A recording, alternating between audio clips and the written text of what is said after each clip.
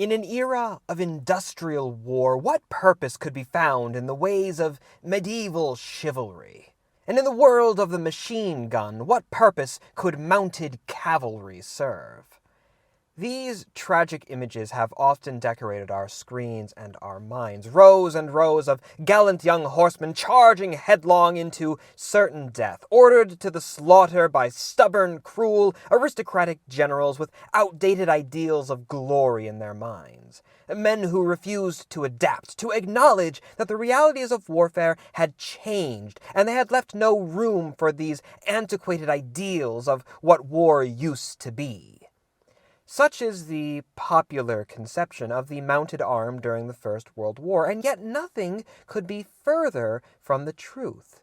In reality, the cavalry of the British Empire was an adaptable, versatile, and flexible body of troops. They didn't neglect new technologies and doctrines, they embraced them. They didn't turn a blind eye to reality, they acknowledged their weaknesses and played to their strengths. They actively employed new tactics, they utilized new equipment, and were continuously adapting to the changing realities of war. Now, were these super soldiers masters of trench warfare? No, absolutely not. And it has been argued very well that on an operational level, the cavalry was, yes, still a failure, although this was largely due to concerns outside of the scope of the cavalry itself, and particularly the unrealistic expectations that were placed upon them, and poor application by leadership. Although, let's be honest, that's hardly a rare occurrence on the Western Front. But still, the cavalry deserves better. And in this video, it's brought to you by the Native Oak and sponsored by Tiege Hanley, I'm hoping to aid in that cause.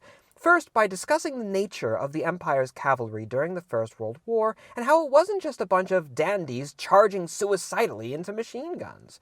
And then we'll look at the application of the cavalry and look to examples of such, both defensively and offensively, including, yes, where the cavalry did actually launch full charges across open ground into machine gun fire. And finally, we'll give a brief little glimpse at the historiography of the cavalry since the war, and particularly how their reputation managed to get just so bad. Oh, it's going to be a long one, ladies and gentlemen, so mount up and draw swords. We're riding to no man's land. As early as 1890, General Haig had written that cavalry needed to be prepared to fight dismounted as well as in their more traditional role if they were going to be useful on the modern battlefield. During the war, contrary to this popular perception, he was constantly pushing for the development and application of what we would today term combined arms warfare, in which infantry, artillery, motorized troops, and yes, cavalry would all act in tandem with one another. He even went so far as to fire those officers whom he deemed insufficiently flexible. And what better way to exemplify that flexibility than by looking to the so-called ultimate cavalry killer, the machine gun? Well, according to the 1907 manual Cavalry Training, by which, well, the British cavalry was trained, quote, "The characteristics of machine guns render them valuable for employment with cavalry." And according to historian David Kenyon, whom we'll talk about later on because pretty much this entire video is coming from his dissertation and book, the machine gun was at least as much the friend of the mounted soldier as his enemy, and were applied as often by the cavalry as at them. At the start of the war, every 500-man British cavalry regiment was equipped with 2 Vickers machine guns. Compare that to the infantry, where you generally see the same number of guns for about 1,000 infantrymen. The Germans were similar, 6 guns for every 3,000-man regiment, and the French with 2 for every 1,000. So funnily enough, at the start of the war, the British cavalry are actually some of the heaviest armed troops on the field, at least when it comes to machine gun usage. Then, in 1916, the Army saw a number of reforms that would increase both the firepower and versatility of the cavalry, including giving each cavalry regiment detachments of mounted engineers and signal troops, horse artillery batteries, even some armored cars, and of course, machine guns, often up to 16 portative-style Hotchkiss guns for each regiment.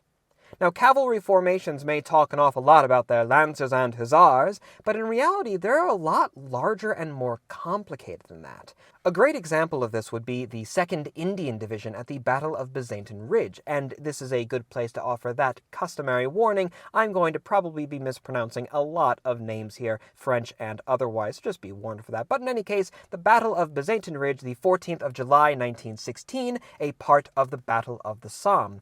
2nd Division was, as most Indian divisions were at this time, a cavalry formation consisting of troopers from the Deccan Horse, the Poona Horse, the Ambala Cavalry Brigade, as well as the 7th Dragoon Guards, Canadian Cavalry Brigade, and squadrons of the Fort Garry Horse, which is also a Canadian group. But alongside all of those mounted soldiers, they also had a field troop of Royal Engineers, as well as 6 different machine gun sections, totaling 16 Vickers guns between them. They also boasted 6 13-pound guns from the Royal Horse Artillery, and even 6 Rolls-Royce armored cars, as well as a number of portable bridges that were carried by the Fort Garry Horse. And those are worth a quick little aside as well. The Fort Garry Bridge, as it was called, was a Canadian development intended for horses to cross over obstacles in single file, like, a trench. It weighed just over 200 pounds and could be thrown across a trench in under 45 seconds. Another bridge, also developed by the Canadian Cavalry, was the Royal Canadian Horse Artillery Bridge, weighing over 500 pounds. This one is intended to transport entire wagons and artillery pieces and could be deployed in just under 3.5 minutes. Although it's also worth noting here that one of the main complaints against the cavalry being that all of this stuff can be pretty difficult to make arrangements for, especially when forces are on the advance and there's going to be limited roadways for so many vast quantities of soldiers to be maneuvering across. All of those horses and wheels for these multi-100-pound bridges and big artillery pieces and, the horses themselves are heavily enough. All that's going to churn up those already muddy roads a lot more quickly than simple foot sloggers would. And armored cars, they did have a pretty nasty tendency to get stuck in the mud. It's worth noting there maybe that horses, funnily enough, are a lot less likely to get stuck in the mud than those mechanized troops which people love to claim made them so outdated. And, of course, unlike wheels and booted feet, hooves are a lot easier to move cross-country should the need arise. But in any case, it's estimated that just a single cavalry division moving down a road in column would be as long as 12 miles, or about 19 kilometers, which in turn, I think, segues quite nicely into a very common, yet far less appropriate, critique regarding the cavalry. To put it simply, 12 miles of horses is a heck of a lot of horses. And, horses, in case you didn't know, horses like to eat. When you're advancing such massive forces, you can only rely so much on local grassland before you can quite literally just run out of the stuff. And so, of course, as you may expect, the British military had to send fodder to France. Like a lot of it. Throughout the war, total fodder shipments for horses would equal some 5.8 million tons. And to give you some perspective, the total weight of ammunition sent over, every shot ever fired by the British Empire forces on the Western Front, that's going to equal about 5.2 million tons. Surely that much logistical space being taken up by horses, when the cavalry never even achieved that breakthrough that they were there to begin with for, that must be unforgivable. Well, not really, because those arguments also fail to recognize the wide variety of purposes that horses served within the army, and that even if the cavalry didn't exist at all, massive quantities of fodder would still have to be sent abroad for the army. Remember, pretty much all of the transport, be it of artillery pieces, ammunition, food supplies, even the fodder itself, that's all going to be conducted, by horses, by wagons. At the start of the war, the cavalry is actually only representing about a third of the army's horsepower and less than 20% of its manpower. And then by 1915, once the army is expanded, the war's in full swing, all the volunteers are coming surging in, at that point, it only made up 6% of the total horsepower and just over 1% of manpower. So yes, while the cavalry definitely took up a fair amount of resources, it really wasn't the logistical nightmare that was actively detracting from the performance of the infantry that some have attempted to paint it as. Again, the vast majority of that 5.8 million tons would have had to go to France anyways. Another little aside here on the note of logistics, may be worthwhile to mention that by this time period, pretty much all of the British cavalry is going to be outfitted with the same universal pattern of equipment. Whether they're dragoons or hussars or horse guards, they're all more or less going to be carrying the same swords, the same rifles, same webbing. There aren't going to be any major differences. Unlike previous time periods, not every regiment's going to have their own little logistical supply train for their special and totally better than the other guys' styles of plumes. The one exception to this universal pattern being the Lancer regiments, who are, well, actually carrying lances, whereas not all of them were. And alongside this diversification of their equipment, naturally the cavalry's training was also evolving, both before and during the war. Looking again at the 2nd Indian Division, for example, before the Somme offensive, they were training in all sorts of things, including passing through trench systems before reforming on the other side, and pursuing retreating enemies, all in preparation for that fabled breakthrough that was never to come. But they were also training extensively in tactical exercises against enemies in prepared defensive positions. They practiced both mounted and dismounted fighting, they practiced trench warfare, firing machine guns, bayonet drills, and even bomb throwing. Read grenade throwing. And we'll see how this kind of versatility in training came to fruition throughout the rest of this video. And of course, when the cavalry weren't training or fighting, they tended to be some of the busiest soldiers of the army besides, because of a host of other duties that they all had behind the lines.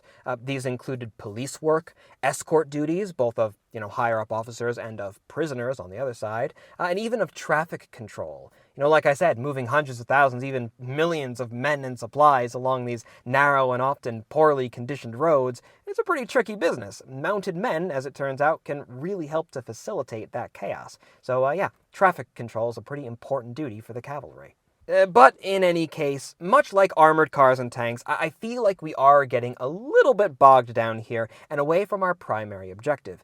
The point of this first section being that the cavalry was far from this rigid, antiquated, old-world structure that refused to acknowledge the realities of 20th century warfare. Even before the war, its proponents understood that they would need to evolve in the case of any general European conflict, and during the war, their equipment, organization, and training, they're all reflecting that. The cavalry really was, in so many ways, a thoroughly modern entity and would demonstrate its value throughout the war, even if that value wasn't always appreciated. Speed, daring, action. The cavalry were to sweep through the gap, cleaving their way right through the German lines, never to stop till they reached Berlin to bring back the Kaiser's head on a platter. They'd spent all the war training, rehearsing, and waiting for this very moment. Every man knew his duty, and every man dreamed of being the first to pass through those Brandenburg gates.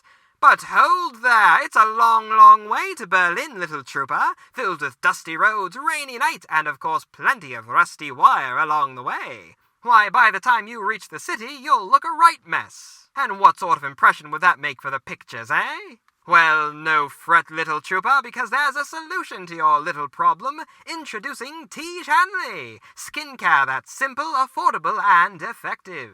War Office regulations recommend any aspiring gallant begins with the Level 1 plan, which includes all the requisite basics. Why, they even say that Lord Kitchener himself makes ample use of the stuff. Firstly, after a long day in the saddle, it's always a great idea to use the daily face wash to scrub away all that nasty dirt and grime. And then, twice a week, you ought to apply their exfoliating scrub. It's like a full gallop against those dead skin cells. And for those particularly sunny days, their AM moisturizer with 20 SPF will help to protect you from the sun. And don't forget the PM moisturizer too. It'll help to keep your skin hydrated through the night, whether you're afield or in a rich Berlin club.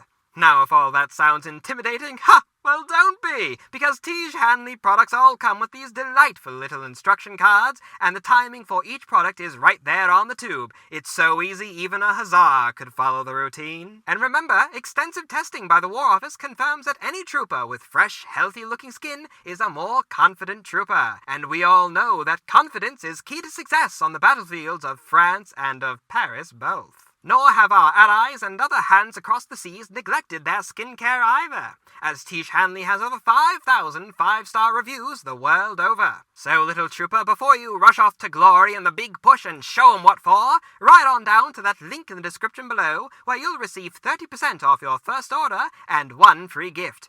Thank you to Tiege Hanley for sponsoring this video, and now, back to it. So here's something that a lot of people really have a tough time getting through their minds, but the First World War was not the Second World War. The internal combustion engine existed, yes, but it wasn't exactly widely available. And those trucks and other vehicles that did exist were early forms. They are prone to breaking down, and probably more significantly, to just getting stuck in the mud.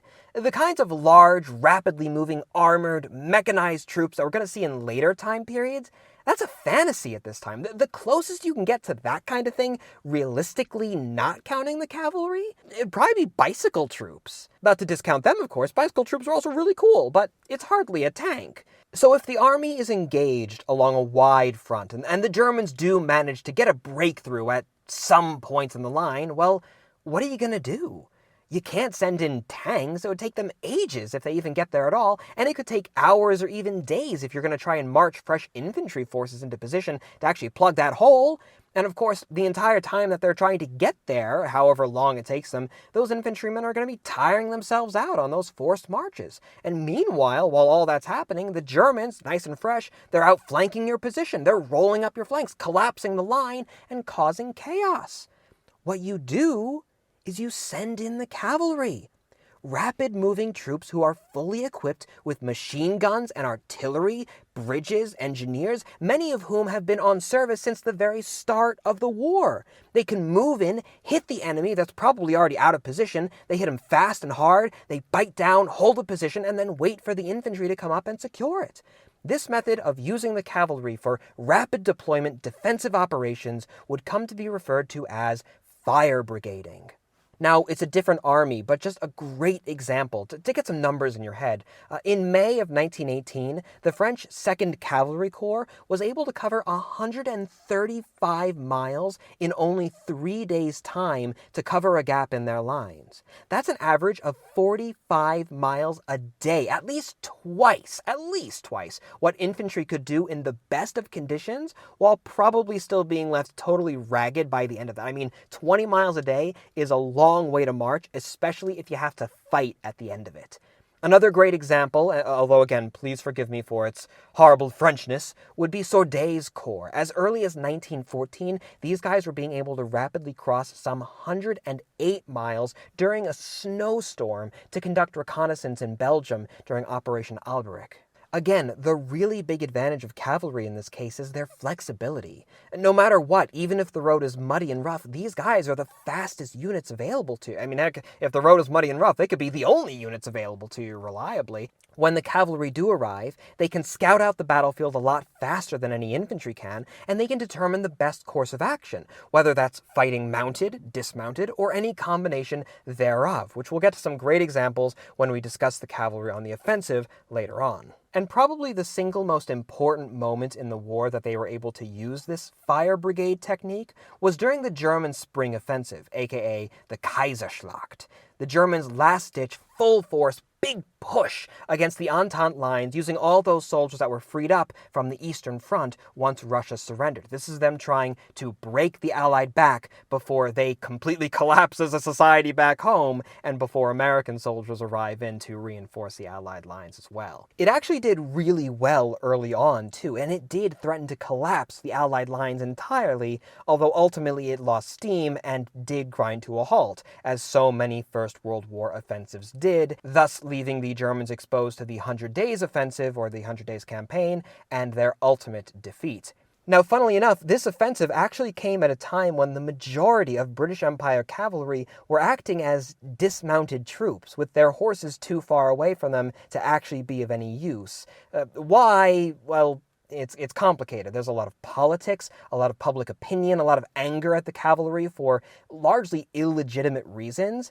We're going to cover a little bit of that later on. But it's ironic because what ended up happening was the Germans smash into, in this case, the Fifth Army's lines and force them back.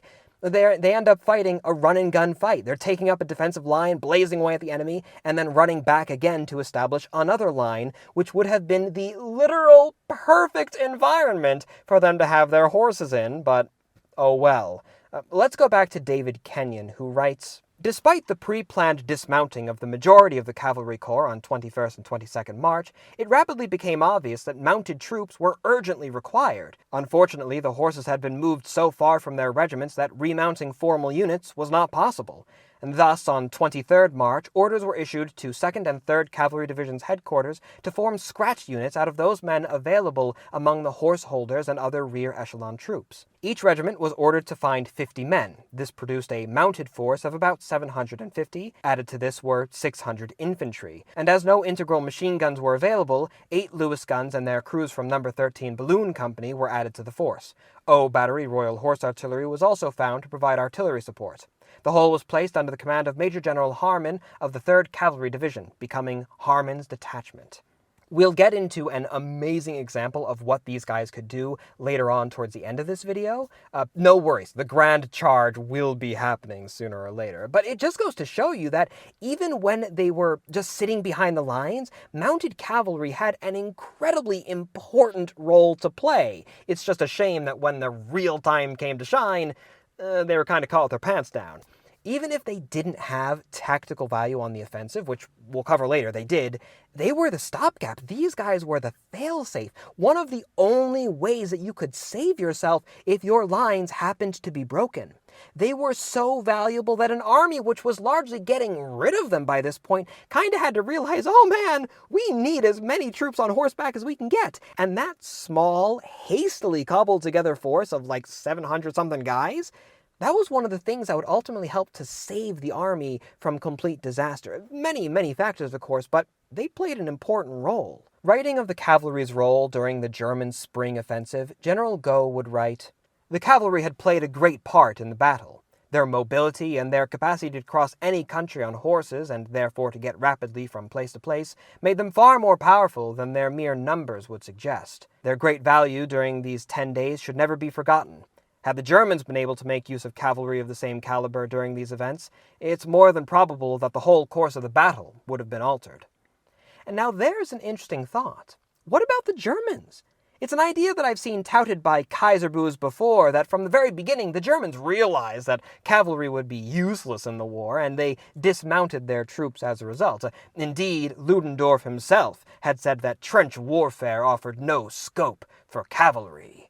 Well, ignoring how that claim is just already outright wrong, and how you don't make cavalry any more efficient by removing their horses, ultimately you just make them slower, the quote is also incomplete. Let's look at the full version of Ludendorff's quote from after the fact. "Trench warfare offered no scope for cavalry. The formation of regiments of dismounted cavalry was now continued. Their horses were urgently required for the reorganization of the artillery and for our transport. The wastage in horses was extraordinarily high, and the import from neutral countries was hardly worth consideration. The homeland and the occupied districts could not make good the shortage. There were many gaps." The Germans hadn't gotten rid of cavalry for purely doctrinal reasons. There were logistical concerns here. There were economic concerns. The German story of the First World War is one of slow starvation of supplies. They literally just didn't have the horses to spare for a strong, independent mounted arm. Those horses that they did have, at least by the time of 1916, were of poor quality, and their power was taken up entirely by hauling supply wagons, artillery, medical transport, and all the rest. And even then, by the end of the war, they didn't have enough horses for those vital duties, and they had begun requisitioning horses from domestic agriculture, where, they're kind of important. And if that isn't literally starving the home front to supply the war front, I don't know what is. And you can imagine how much the occupied territories were suffering under similar policies. Indeed, had the Germans the capacity to maintain a cavalry corps, they probably would have been incredibly helpful in attempting to stem the Entente counteroffensive, that 100 Days campaign. Once the Allies finally broke through the German lines fully and the situation returned to a more open state of warfare, even if the British cavalry numbers were reduced, at long last they had their moment to really shine, and shine they did. But that, much like all the rest of this, is something that we're going to come to a little bit later on. So, okay, fine. Horses are valuable for transporting infantry in an era before mass mechanization. We get it. But all this is really just talking about mounted infantry more so than cavalry, isn't it? I mean, it doesn't really fully count if the men are only using their horses to get to the front before they dismount and then fight as standard infantry. I mean, they didn't always fight in that way when they're on fire brigade duty, but we'll get there. And of course, even when they were fighting dismounted, they had their own separate styles. It's not like they're literally just became standard infantry. Anyways, I'm sorry, I'm rambling. We're going to get to all this, but the time is come. We need to get to the real fun. We need to see horsemen as they were intended. So what value does the cavalry have on the attack? But let's backtrack here a little bit. Before the major breakthroughs, before that return to open, mobile warfare. Let's go to the Battle of Morval, 26th of September, 1916, again a part of the Somme offensive. Long story short, a situation arises where the British had captured an objective and they're looking to continue their advance. There's a village ahead of them called, around 500 meters ahead of them. But the British aren't sure if the Germans are there or not. And if they are, where are the Germans dug in? Where are the German machine guns? Charging in blindly with the infantry is probably not going to be the best idea here. But thankfully, despite the fact that no cavalry actions had actually been planned for them that day, 100 cavalry were still available to the force. And so they advance across the open fields to the village, where they fall under artillery and machine gun fire, from which they suffer a single casualty. So in the face of that, they do fall back, but the presence of a machine gun isn't going to deter them. They continue scouting the area in small groups, with multiple parties again falling under fire from various German positions. Once they get a good idea for everything that's going on, the entire force is able to again fall back to a more secure position. And from there, they're able to dismount, and fighting as a more traditional infantry unit, they manage to take the village and repel its German occupiers by the rifle. After which point they set up their Hotchkiss guns, and they actually fended off repeated German counterattacks for a few hours until the regular infantry was able to come up and relieve them. Now, admittedly, this is a small example, but according to Kenyon, it's a great case of the philosophy that drove cavalry operations on the Western Front, especially in its later years. Rather than massive formations of cavalry attempting to sweep through these large gaps, it was characterized by smaller bodies of mounted troops that are acting under the more direct orders of frontline commanders, who are using them to seize advanced enemy positions and exploiting these temporary yet fatal tactical level opportunities. Basically, the cavalry are using their speed and their maneuverability to dash in, seize the initiative, take advantage of the chaos that they cause, and then they can secure their position and wait for the infantry to come up behind them. This is the battlefield philosophy of bite and hold, and it's being applied to the cavalry. And as the war progressed, it would become increasingly popular. By the time of the 100 Days Offensive, it had well taken root, and Major Darling of the 20th Hussars had the following to say regarding the cavalry's new approach to warfare. "We were not to pursue blindly whooping and yelling through the night, as the Prussian cavalry are said to have done after Waterloo, nor are we to make raids on distant aerodromes, railway junctions, and headquarters, as we were to have done on the Somme in 1916. Every detail was cut and dried, but I don't remember that anyone was told off to bring back the Kaiser's head on a charger. On the whole, it was a modest program, compared to former ones." And of course, these actions weren't limited to dismounted operations either. There was a lot more value to the horse than just rapid positioning and scouting. The combining of mounted cavalry with infantry and possibly more mechanized troops like armored cars or tanks, and being well coordinated with artillery and machine guns, could all result in, well, yes, complicated, but still highly effective maneuvers. Well, maybe not so much with the tanks, for a whole bunch of reasons, mainly resulting from the flaws of the tank, not the cavalry, but that's the kind of thing that we can save for a separate video someday. Anyways, the Canadian cavalry was able to utilize this combined arms approach incredibly well with their capture of Equincourt if that's how you say that, on the 26th of March, 1917. Pulling now from Kenyon's writing, the village was first engaged by machine gun and artillery fire from the northwest from the Canadian Machine Gun Squadron and Royal Canadian Horse Artillery Battery.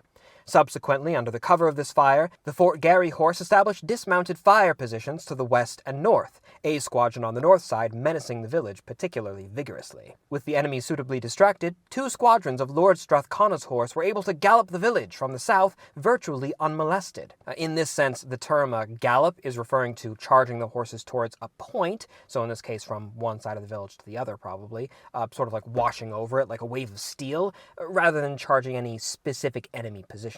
Casualties for the whole operation were 5 men wounded.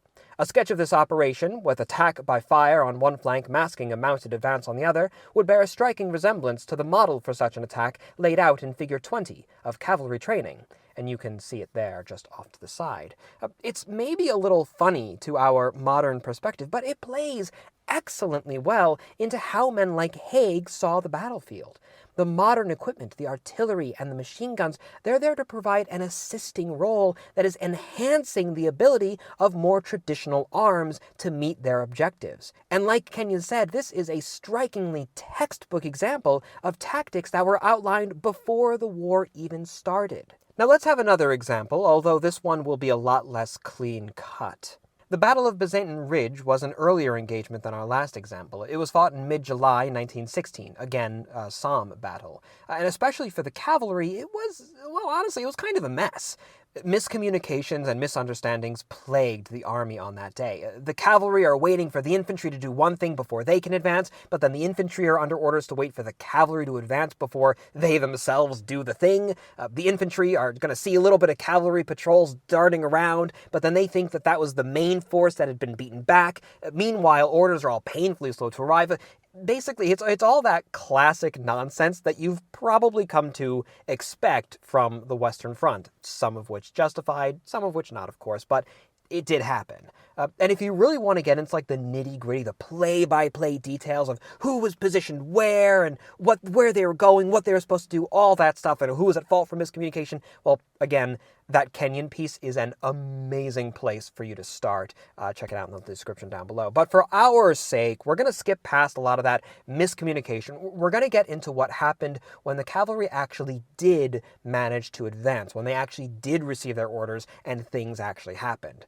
The exact details aren't really what matter here, so much as the results of the cavalry action when, once again, they are going up against rifles, machine guns, and artillery on an offensive maneuver. You know 'em, you love 'em. Here's what Kenyon wrote about the battle.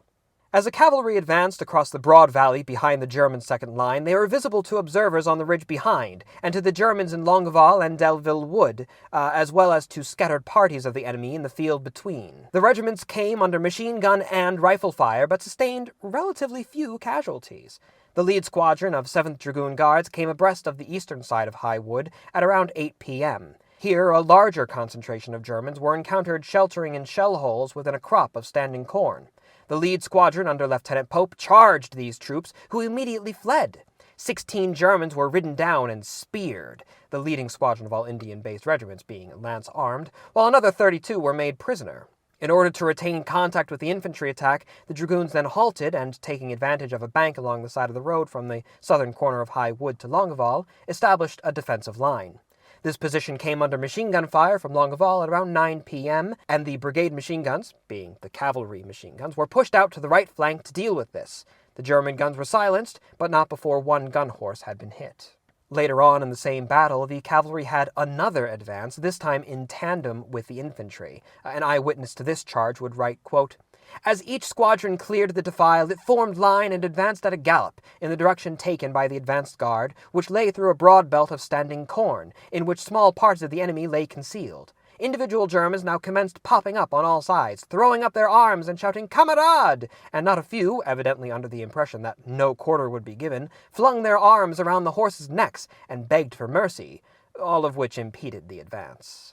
Once again, cavalry move against these modern troops with rifles, machine guns, and artillery with what seems like pretty good positioning, and still they manage to take their objective. You'd think from the earlier description this is going to be a charge of the light brigade. It's the exact opposite. And when the cavalry comes under fire from enemy guns that they can't take because they've, set up that defensive position, well, then they roll out their own machine guns and they use them to take out the threat. Up until fairly recently, the way that the narrative of this battle has been spun has been fairly, I should say unfairly, damning towards the cavalry, citing them as being unprepared and sluggish, which is a gross mischaracterization, and saying that they suffered extreme casualties to the machine guns, whereas the true casualty figures for the men, out of at least 1,500 of them, only 8 would be killed. The number of wounded stands a bit higher, of course, at 100, but then that's a, 7% casualty ratio during an offensive of this sort during the Somme? Even if that number is higher than it ought to be, which something tells me it isn't, it's hardly worthy of 7% casualty ratio. It's hardly worthy of this cataclysmic description of mass carnage that would come to dominate the narrative pretty much immediately after the war. We're going to come to that in the final section. And like I said, if you're interested in the really fine details of all of these cavalry actions, again, like which brigade is moving to what position at what time, all that, Kenyon's piece is basically just example after example after example of all that kind of thing. I'm only pulling from his very select few here. All of his examples, of course, to varying levels of success and failure. My point in selecting these more positive examples, it's not because I want to paint this image of the cavalry as super soldiers. Absolutely they were not. Rather, I just want to get the point across that this old idea that cavalry were made immediately obsolete when things like bolt-action rifles and machine guns came about, it's just not true. Cavalry officers knew what they were doing, at least as much, if not a little more so, than any other officer in the army, than any other wing of service. The First World War was a new kind of war. A lot of this stuff had to be learned on the spot, and unfortunately, well, that learning often cost lives, but truly there was no other way. Military doctrines and hierarchies and they're all incredibly complicated. War is a messy, busy, scientific business, and you can't just write it all off as, oh, well, the commanders were donkeys, they were stupid, they just sat behind the lines, they didn't care about casualties.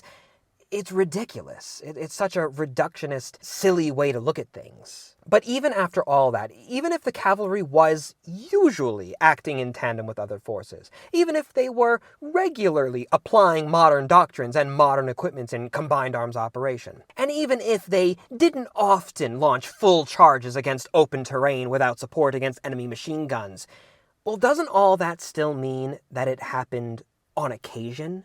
Those times when, the flowering youth of old England would charge in these long lines of gleaming sabres only to be cut down in their prime by lines of entrenched enemies. And surely, if that kind of thing happened even just once, it would be so obviously suicidal as to warrant these labels of murderers, of butchers, against the donkeys who would order such nonsense. What moron in their right mind would think you could charge a line of cavalry against fixed positions of enemy machine guns, right? We can't let this video end without at least one example of just such a charge. A desperate, last-minute, cobbled-together throwing of the cavalry against overwhelming numbers of German troops. No combined arms, no horse artillery, no machine gun corps, just the men, their horses, and the sword staring down the muzzles of German machine gun and rifle fire. The classic image of Victorian Romanticism versus modern realism, that classic image of the death of the old world. Once again, we go to the German Spring Offensive, March 24th, 1918. Remember, the Germans are smashing through Allied lines, and most of the British Empire cavalry has been dismounted with their horses too far away to be of any use. In fact, in this example, it's against some of those dismounted troops, as well as some attached French units, that the Germans are moving, positioned a few miles south of the village of Ham. They launch multiple attacks against the dismounted cavalry. They break through the line, and they're creating a gap to the north, threatening to flank the entire force. At 8:30 in the morning, a paltry and hastily organized group of 150 mounted cavalrymen from the 10th Hussars, the Royals, and 3rd Dragoon Guards are managed somehow to be brought together to try and stem the tide. You remember Harmon's detachment, that force of 750 or so that was kind of cobbled together? This force is coming from that group. The force is ordered to move in, evaluate the situation, and assist the infantry. Standard fire brigade stuff. And they find themselves advancing along a sunken lane when they come under machine gun fire, which forces them to take cover behind a large farm. The Germans, they soon discover, were concentrated around 2 copses of trees in the distance.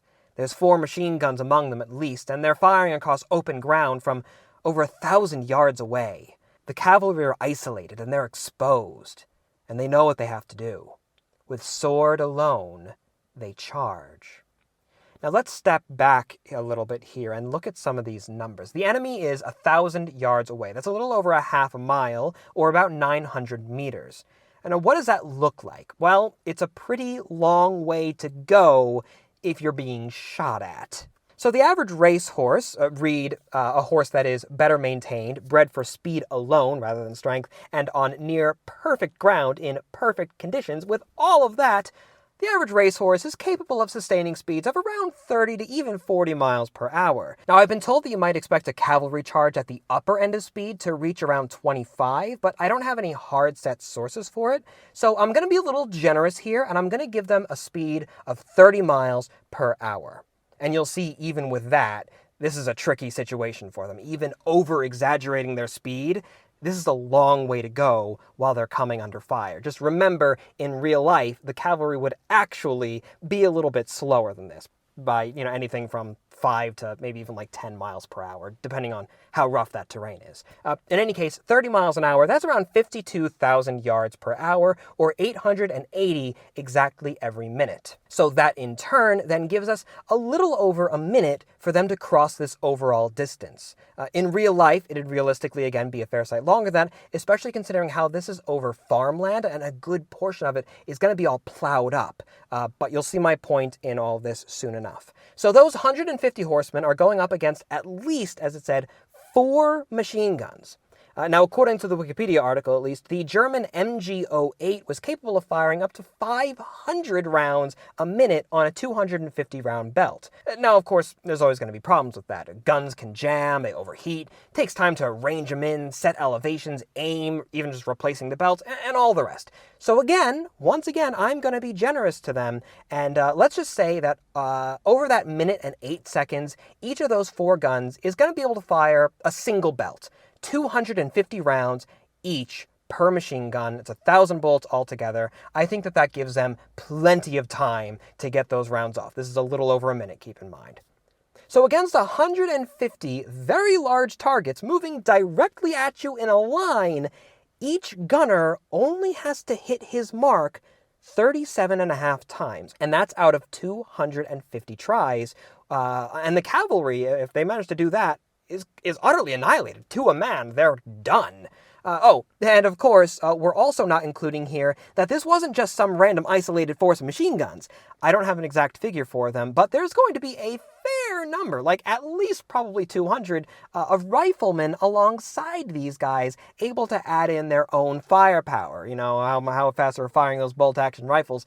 I feel like they could take pretty careful aim, and they're still going to get a good number of rounds downrange against this single cavalry force of 150 guys that's charging right down them. Oh, and if all of that isn't enough, remember as well that all this is happening from not 1, but 2 vantage points on the field for at least a little bit of a crossfire effect against that cavalry. So, dear Lord, we've all seen this in the movies and such. In any situation, surely this kind of scenario is a suicide charge. What possible chance could they stand here?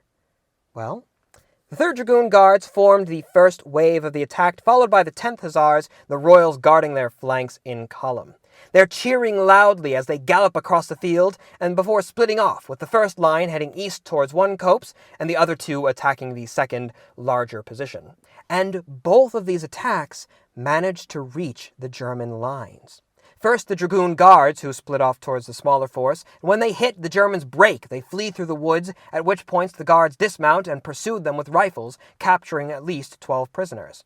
But on the other flank, the cavalry hits the German position while mounted, the larger, the stronger German position on horseback. They kill between 70 and 100 of them while capturing a further 94 alongside 3 machine guns. Like I said, at least 200 guys with rifles, just given the casualty figures for the Germans alone. Albert Terp, who was a farrier sergeant with the Royals, described the action. We had, of course, been taught that a cavalry charge should be carried out in line 6 inches from knee to knee, but it didn't work out like that in practice, and we were soon a pretty ragged line of horsemen at full gallop. We took the Germans quite by surprise, and they faced us as best they could, for there can't be anything more frightening to an infantryman than the sight of a line of cavalry charging at full gallop with drawn swords. I remember my old training and the old sword exercise. As our line overrode the Germans, I made a regulation point at a man on my offside, and my sword went through his neck and out the other side. The pace of my horse carried my sword clear, and then I took a German on my near side, and I remember the jar as my point took him in the collarbone and knocked him over. As we galloped on, the enemy broke and ran. Now, I won't pretend that this was all just zeal and glory. For their success, the cavalry, well, they only suffered 6 men killed, but 67 of them were wounded. And that's a total of 73 casualties, or 48% of the overall force.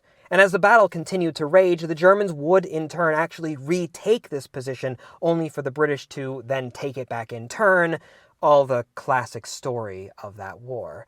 But let's look at the result of this charge that, according to popular conception, ought to have been complete suicide. For 73 casualties taken, the British inflicted between Germans killed, wounded, and made prisoner around 200 casualties, as well as having captured 3 guns. Not only was the cavalry able to prevent the outflanking of the rest of the Allied force in classic, again, fire brigade style, it did so quickly and with relatively few numbers.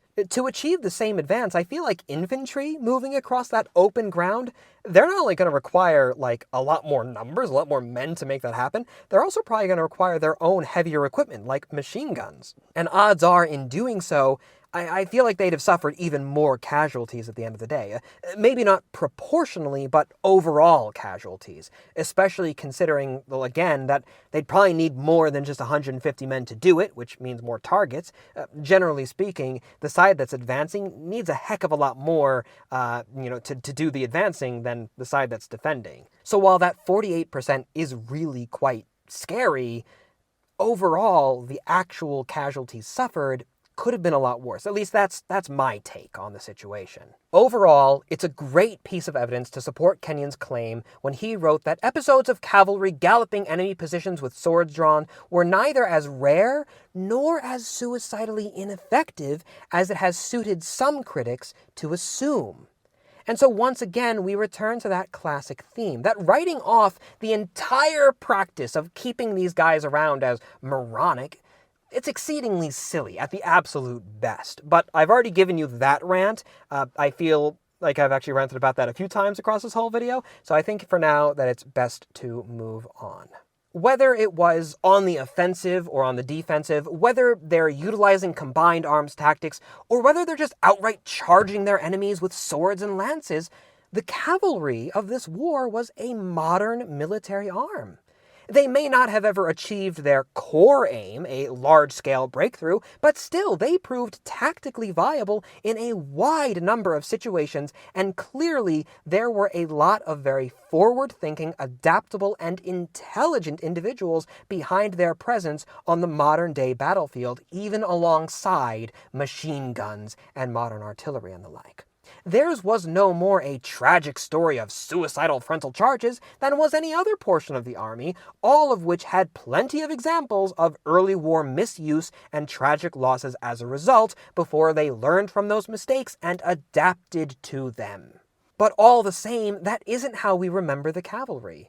I mean, if it was, I wouldn't have had to make this video to start with. If anything, the cavalry's reputation from pretty much right after the war up until today, despite the efforts of many amazing historians, is pretty much the exact opposite. Indeed, it seems to me that few military conflicts are generally so grossly miscategorized and misunderstood, particularly for lowbrow political purposes, than the First World War, of which the cavalry is among the worst examples. And keep in mind that I'm saying that as someone who works primarily with the American flipping revolution. So how can that be? Especially for such a thoroughly documented, such a modern conflict. We have photographs, we have video, we have interviews from veterans, like on BBC, recordings and whatnot. Well, unfortunately, unscrupulous historians, they're not the only ones to blame for this. And actually, a lot of the problems when it comes to the cavalry's reputation, they actually come from the veterans of the war themselves. Despite all of the positives that I've harped on in this video, it is again true that the cavalry of the Western Front never met with a major operational triumph as was intended primarily from the war's beginning. The long-praised breakthrough was never achieved. The cavalry were never allowed to run rampant behind enemy lines. However, this and other operational-level failures, they weren't so much the result of a failure on the cavalry's part. Indeed, on their own terms, they often fared incredibly well. Rather, a combination of poor management at higher levels, primarily due to miscommunication, and even of unrealistic expectations and literally moving goalposts being placed upon them.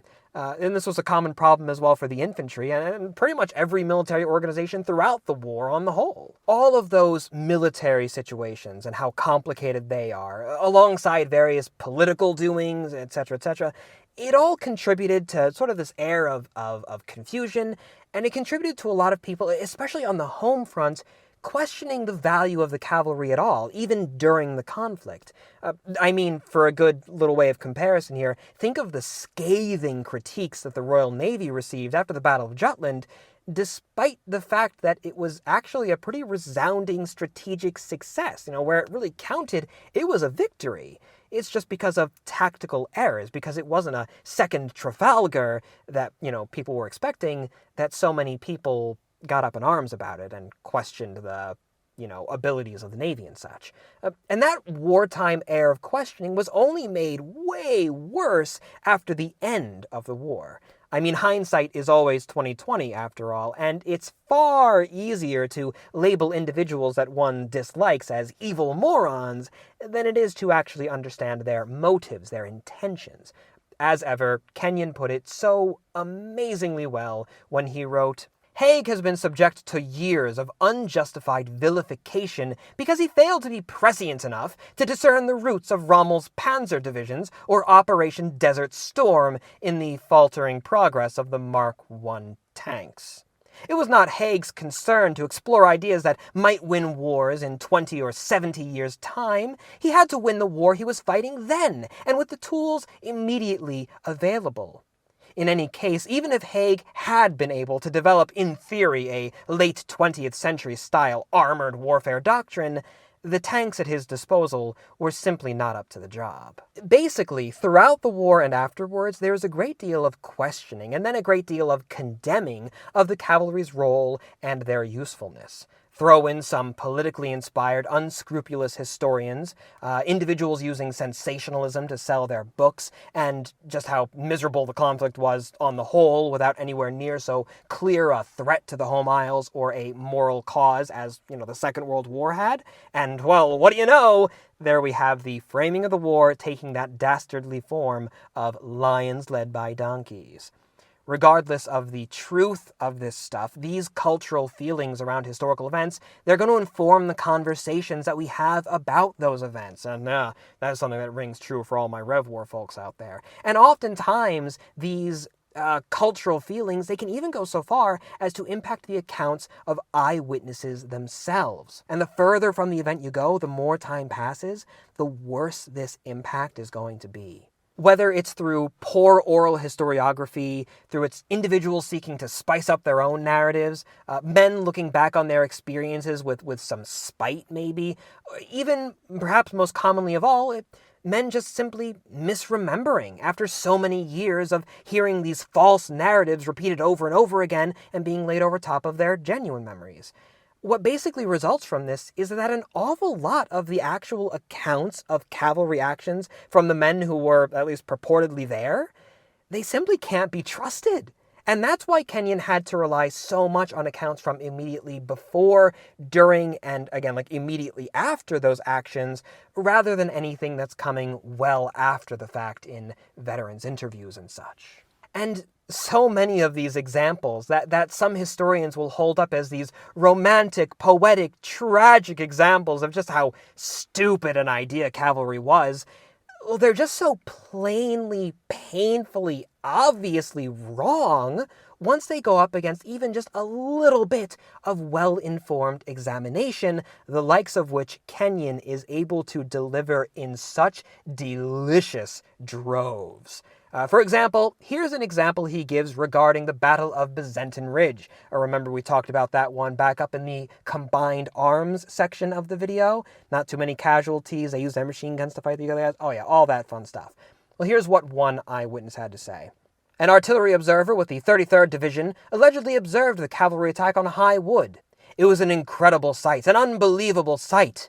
They galloped up with their lances and pennants flying up the slope to High Wood and straight into it. Of course they were falling all the way. I've never seen anything like it. They simply galloped on through all that, and horses and men dropping on the ground with no hope against machine guns, because the Germans up on the ridge were firing down into the valley where the soldiers were. It was an absolute rout, a magnificent sight. Tragic. This account appeared originally in Lynn MacDonald's Psalm, and was subsequently quoted in a number of published sources where it was accorded the weight due to eyewitness testimony. It should be noted, however, that Lieutenant Badel was listed by MacDonald as a direct contributor to her work, i.e. an interviewee recalling events around 60 years later, and the valley-of-death tone of his account is notable, especially when the number of casualties in the overall operation is considered. With all due respect to a veteran of the battle, it would appear that Lieutenant Badel was letting his preconceptions and his poetic imagination get in the way of his powers of recollection. A clue to this is the fact that he saw pennants flying when lance pennants had been discontinued for active service since before 1914, and that the horsemen are described riding into the woods, a feat which was never attempted. Or another example from, again, Kenyon, from the same battle. Perhaps the most spectacular of the descriptions of the fighting that day comes from another supposed eyewitness, Lieutenant Colonel G. Seton Hutchinson, who in his memoirs recorded the advance of the Deccan Horse. I descried a squadron of Indian cavalry, dark faces under glistening helmets, galloping across the valley towards the slope. No troops could have presented a more inspiring sight than those natives of India, with lance and sword tearing in mad cavalcade onto the skyline. A few disappeared over it. They never came back. The remainder became the target of every gun and rifle. Turning the horses' heads with shrill cries, these masters of horsemanship galloped through a hell of fire, lifting their mounts lightly over yawning shell holes, turning and twisting through the barrage of great shells. The ranks thinned. Not a man escaped. Months later, the wail of the dying was re-echoed among the Himalayan foothills, weeping for her children and would not be comforted. The assertion that not a man escaped is a poor description of an engagement where the regiment in question suffered only 3 fatal casualties. There are so many other examples besides of basically exactly the same kind of thing.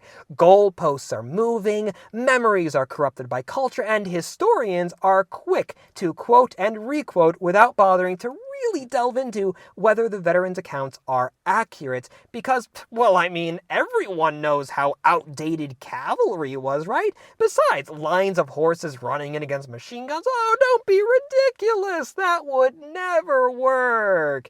And so the same trends continue on and on and on.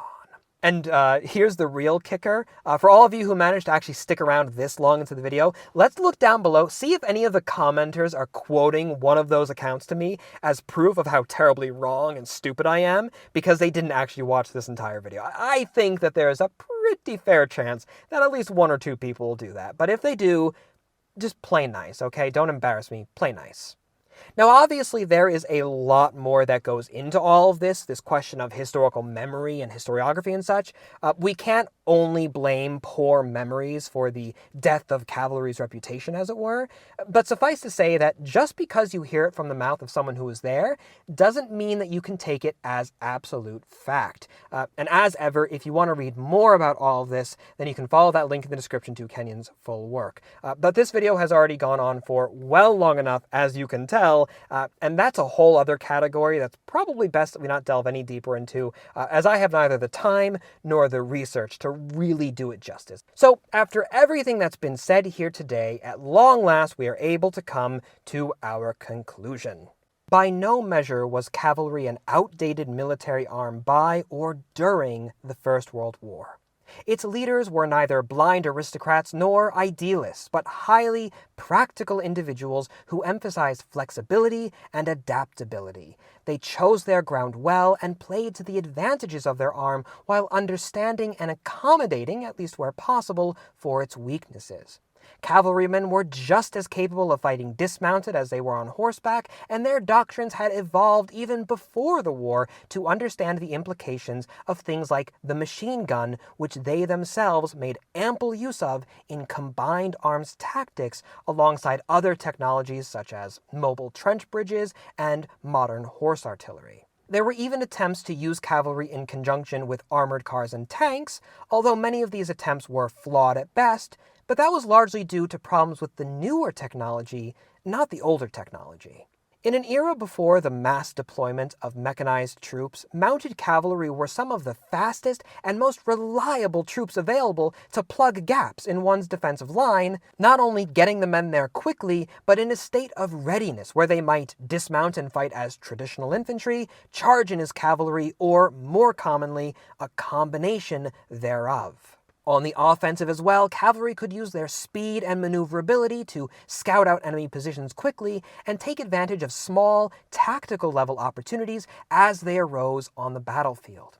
Whether that came in the form of combined arms operations to secure and then hold set positions, or even in heroic last-minute charges to throw an enemy line into chaos. Indeed, even in those seemingly suicidal frontal charges, cavalrymen armed with swords and lances could overtake much greater numbers of enemy from long distances, even while being fired on by machine guns and artillery. Of course, the cavalry wasn't perfect, and the advantages of cavalry were often underutilized by the army. Basically put, when cavalry were used on a more tactical level, a more local level, when they're attached to larger infantry units, and they could be deployed by frontline commanders with a more direct connection to what's happening right in front of them, well, then they could be amazingly well utilized. But unfortunately, when they're operating on a larger, more independent basis, well, then battalion and higher level command structures were often unable to effectively use them to respond quickly to rapidly changing battlefield conditions. It is for this reason that Kenyon writes, "Was the cavalry able to play its larger part in each offensive as a whole and fulfill its commander's objectives? The short answer to this is that it was not, that the cavalry was mostly unsuccessful at an operational level.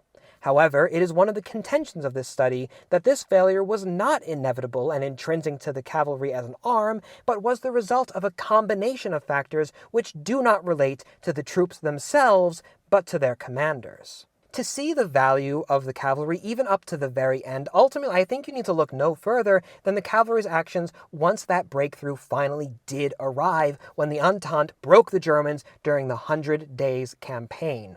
On August 8th alone, I believe that's the Black Day of the German Army if I remember right, the first day of that offensive, mounted troops had captured nearly all of their objectives by midday. They overran large numbers of machine gun posts, several artillery batteries, hospitals, even a train they managed to take. Officially, they captured around 3,000 out of the overall 18,000 Germans captured that day. But given that the cavalry would usually just, take an objective, kill any opposition, and then keep on riding to the next objective for the infantry then to mop up afterwards, including, of course, taking and transporting prisoners, the true number of prisoners taken by the cavalry is probably going to be higher than that 3,000 out of 18,000. So at the end of the day, what all this goes to show, I think, is that so many, indeed most, if not all even, of the problems which plagued the cavalry, they were hardly these easily solved problems that people make them out to be later on, nor were they even problems unique to the cavalry itself. Similar issues of communication, of timing, coordination, and all the rest, they would plague the artillery. They plagued the infantry, the tank corps, air forces. All of this speaks to just how incredibly revolutionary the nature of the First World War really was. But for their part, the cavalry were largely able to keep up with that revolution. And they were able to maintain themselves throughout it all as an effective, valuable fighting force, even in the face of such overwhelming modernity. Now, before the usual outro, I'd like to give a special thank you to my friend, Mr. Matt Novosad, for his incredible help in making this video. He is, to put it simply, one of the go-to guys when it comes to cavalry in the First World War, whether that's British or French or in Mesopotamia, Western Europe, whatever it is. You want to know about horses in the war, he's your guy. And when I mentioned to him that I wanted to make this video, he was able to send me so many resources and articles to get the research started, as well as, of course, plenty of guidance along the way, helping me to sort out technical details and all that kind of thing. If I tried to include everything that he sent me and told me about, this video would probably wind up like 6 hours long. So I hope I didn't leave out too much of the super important information, although there's definitely an awful lot that I had to, well, obviously skip over. And on that note, if you do want to read more about this stuff, most of the articles that I cited in this video are going to be available for free online to read just by going to the description down below. I'll link them for you. I really do recommend David Kenyon's work. It is amazingly well written, and the research is fantastic. If you enjoyed this video, you will adore everything about his 300-page long dissertation, and of course, the book that it later became. Again, all linked below. And of course, don't forget everyone that this video is also generously sponsored by Tiege Hanley. If you'd like to learn more about what they offer and to start getting serious about a skincare routine, well then you can check out their link in the description for 30% off your first box plus a free gift. Thank you all so very much for watching. I know it was a commitment to watch this one, but it is appreciated. And most particularly, thank you to those ever-beneficent supporting classes, the Native Oaks membership on Patreon and Utreon both. Until the next time, my dear viewer, I am and I shall remain your most humble and obedient of servants.